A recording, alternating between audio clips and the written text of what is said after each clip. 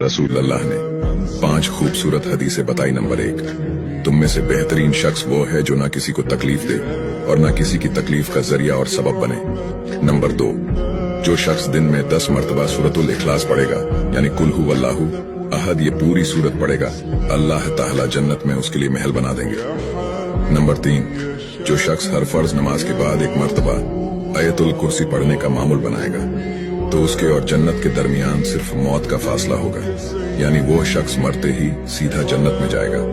Number 5, जो शख्स घर से निकलते वक्त ये दुआ पढ़ेगा, बिस्मिल्लाहि तवक्कलतु अला अल्लाह ला हौला वला कुव्वता इल्ला बिल्लाह, तो अल्लाह ताला शैतान के शर से उसकी हिफाजत फरमा देता है, और जिस काम को वो निकला अल्लाह ताला उसमें आसानी पैदा फरमा देता है। नंबर 5, रसूल अल्लाह ने फरमाया, वो शख्स हरा भरा रहे, हंसता खेलता रहे, जो शख्स मेरी हदीस सुने उसको महफूज रखे और उसको दूसरों तक पहुंचाए।